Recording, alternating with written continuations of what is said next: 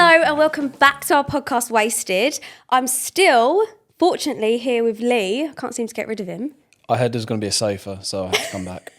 Yeah, so as you can see, we've upgraded and we've got a sofa now, which I'm more... Upgrade time. I feel further away from you though. You probably are, yeah. So sorry about that. Last week's episode, we spoke about how far your tech can take you. Won't go into too much detail. If you want to watch that, go ahead and watch that now.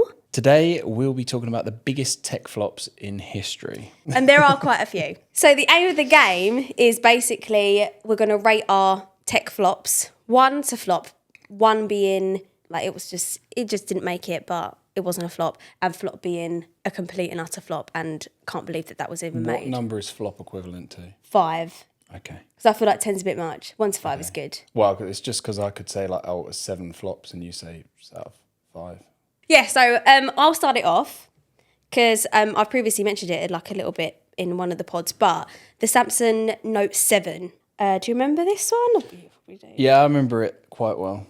So this phone wasn't actually even allowed on airplanes because of the way that it was manufactured. The battery just wasn't, how can I put it? The battery wasn't safe. So it set on fire. There was those reports saying that the phone caught on fire and it was, in my opinion, a complete flop. Like, I don't want a phone that's going to catch fire. Do you? It's pretty hard to look past that, isn't it? Yeah. It was a good phone, though. You know, if it didn't catch on fire, it would have been a good phone.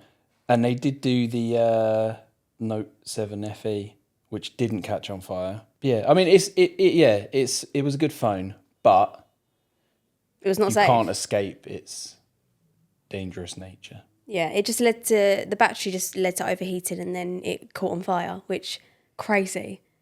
And then there was me, like years ago, leaving my phone on charge under my pillow overnight, not thinking of anything, and then these phones are catching on fire.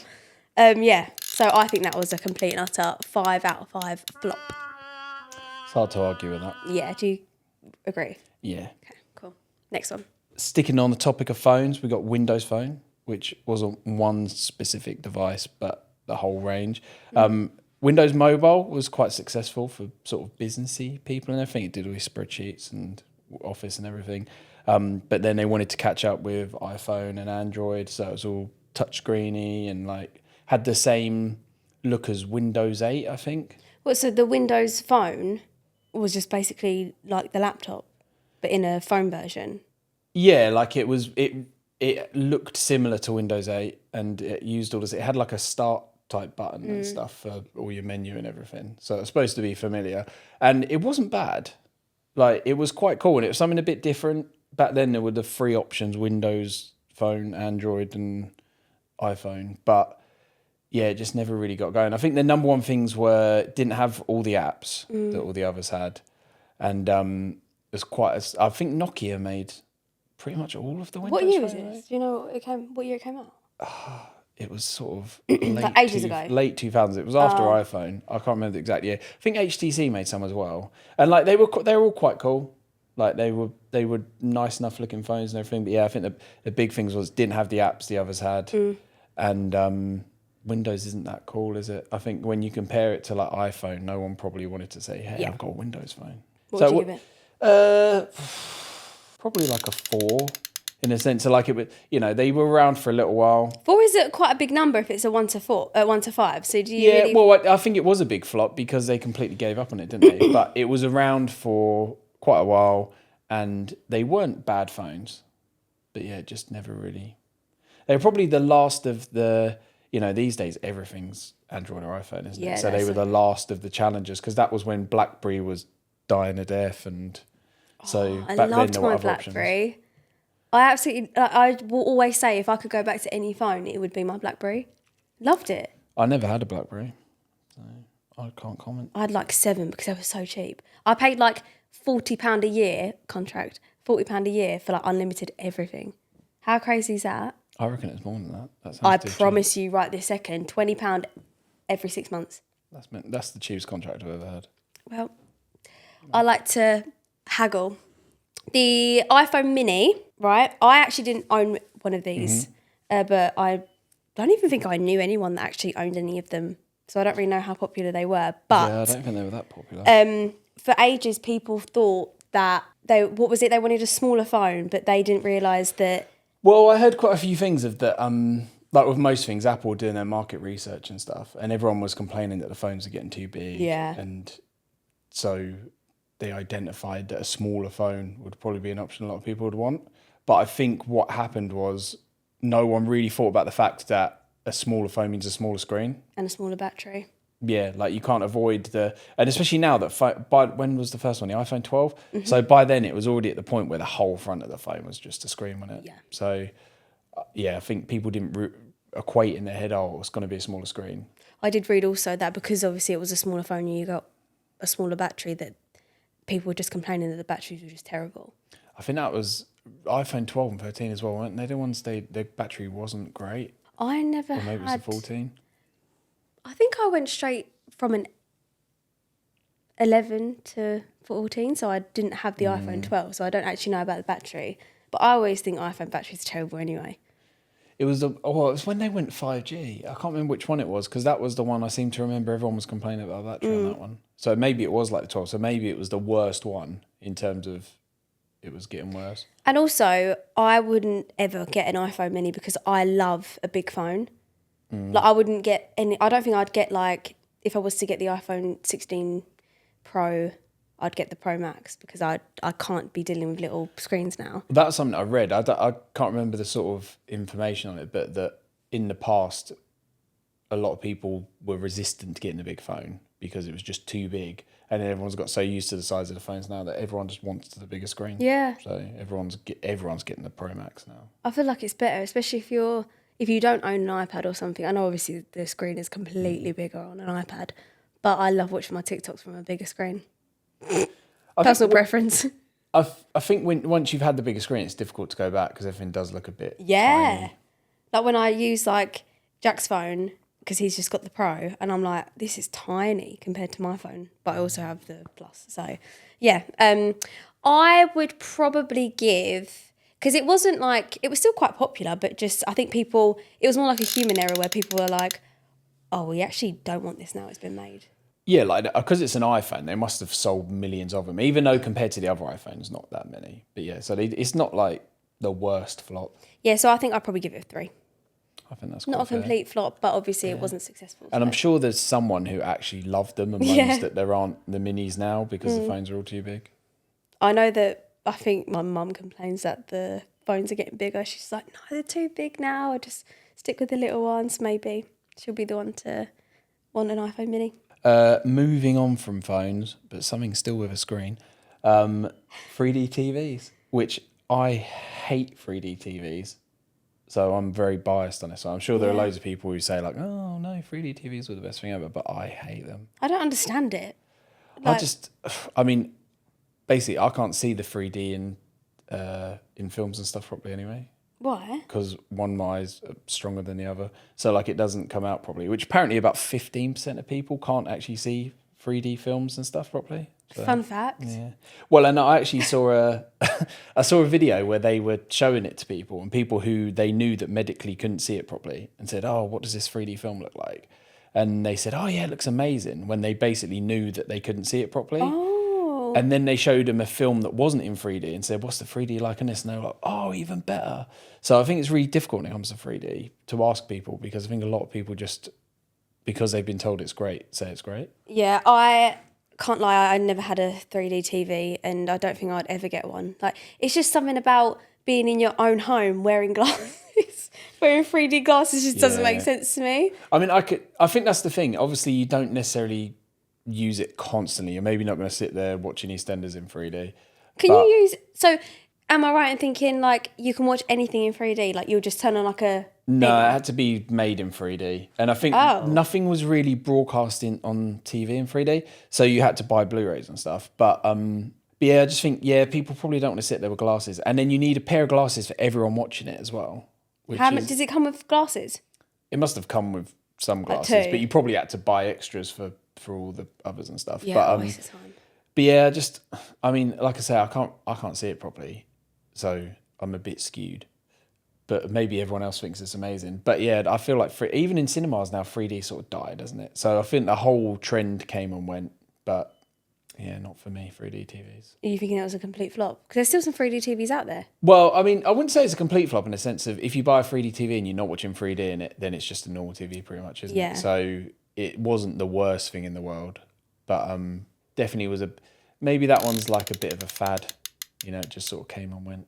I'm going to go on to like the gaming ones, if that's okay with you. Well, yeah, games are probably my specialist subject. The one I'm going to talk about is the Xbox Kinect. I do actually remember this. I feel like maybe like my cousin had one and I might have like played on it, but it was basically like a Wii really, wasn't it? Because it just had like games on it, like party games. Yeah, it was basically like a camera that sensed your movement. So it was like the Wii, but you didn't need to use the controllers or anything. And I've still got what was that? The Xbox 360 one I've still got in a cupboard somewhere, never to be used again. But it did work quite well. But I think the biggest thing was you needed like loads of space. Can you pause a second? Why? Just backtrack on what you just said. What? What's happening? With what? What have you got in your cupboard? The Xbox 360. Being wasted? What? No, I'm a But this is the second time on the collector. podcast now that you said that. I'm a collector. You're a hoarder. You're not a collector. You're a hoarder. I'm a collector. Well, you never know. I might suddenly want to play Just Dance. I'm surprised it would even work. You might have is it might called not, the Ring yeah. of Death, where it just like that's Ring it? of Death, yeah. So you are a tech hoarder. Now we've discovered that Lee is a tech hoarder. This is the second podcast. I'm a collector. It's a no, you're different not. thing. And I'm I a asked you, collector. like, I'll put in the clip of you admitting that you're a hoarder. No, I am a bit of a hoarder naturally. So we're recruiting for a new podcast member. So Kinect, really good concept. Like, obviously it's fun. Did it come out after the Wii? Yeah, like good few years after. Everyone did it because they did PlayStation Move as well. Yeah, so I feel like it was just the trend, wasn't it, of like moving about and stuff. It did work quite well, and some of the games are quite fun, but they just didn't have a lot of depth or anything. And then I think trying to put it into serious games that's not what anyone wants. I don't think.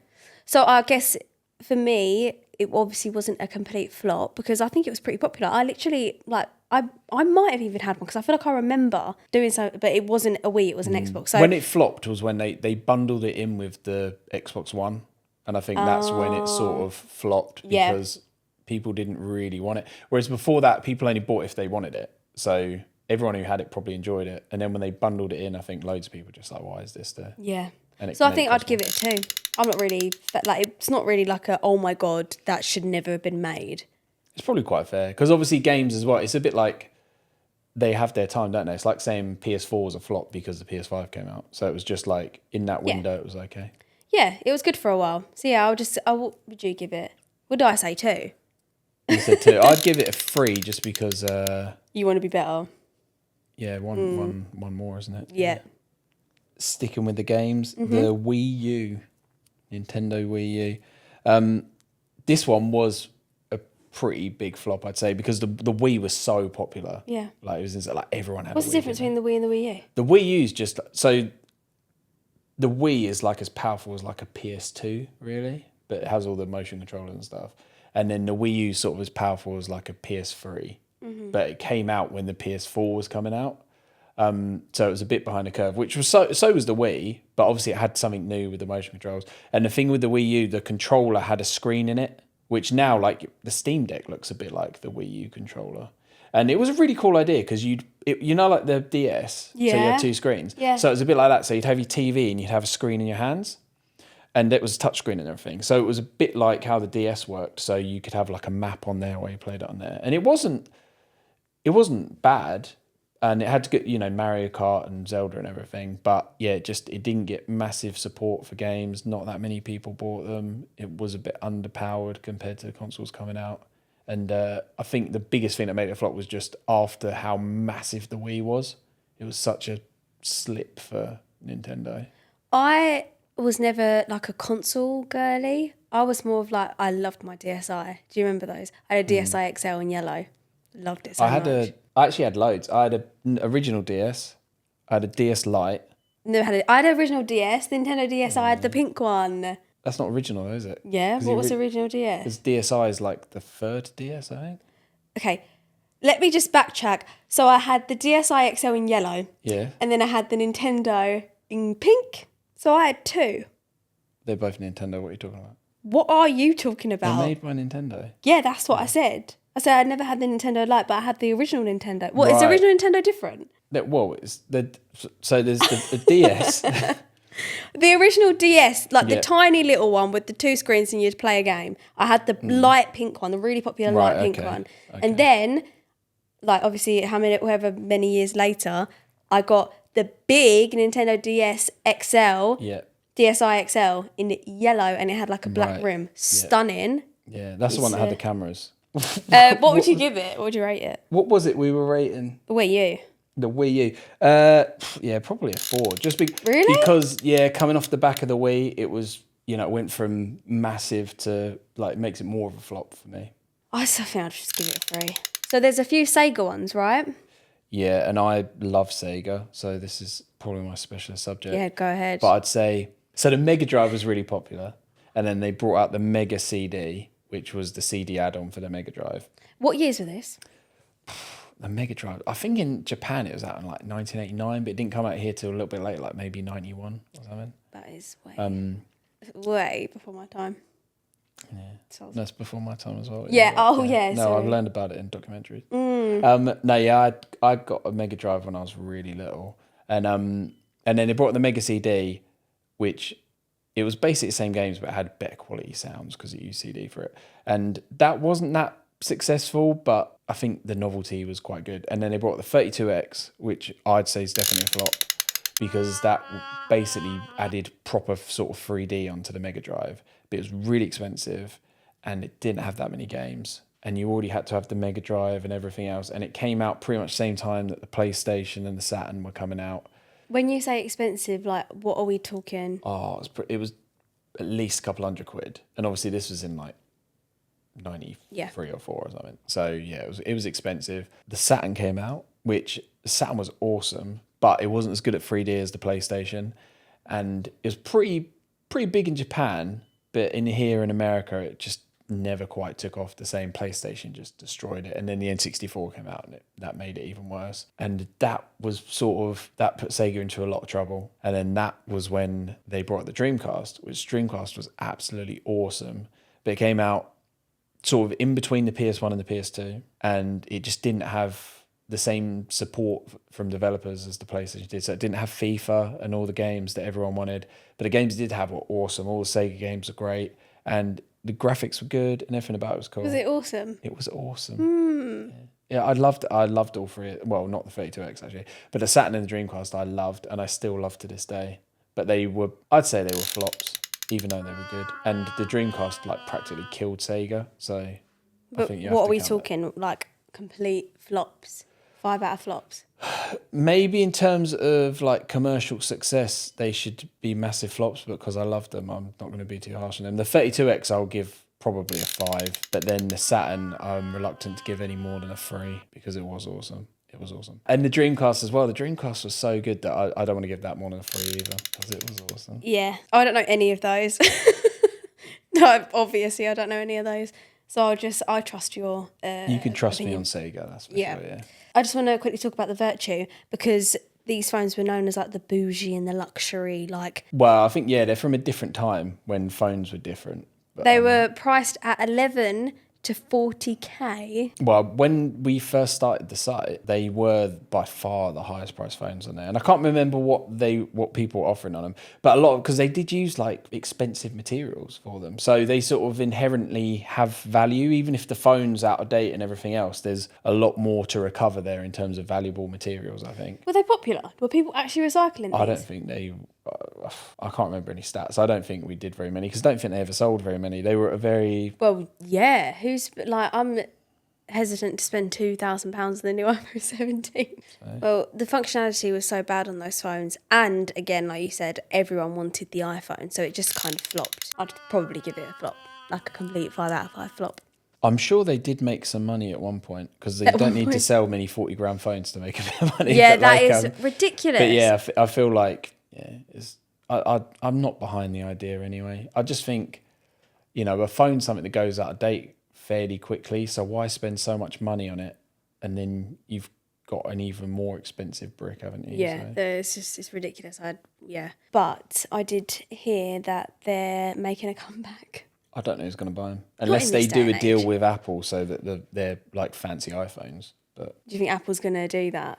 I don't think they would. No I mean, I way. saw a thing about whichever the really expensive, like the world's first 7-star hotel, whatever, isn't it? Is it the Burj Al Arab or the Burj Khalifa? I can't remember which one it is. Burj Khalifa in Dubai. Yeah, I don't know which. It's one of those two.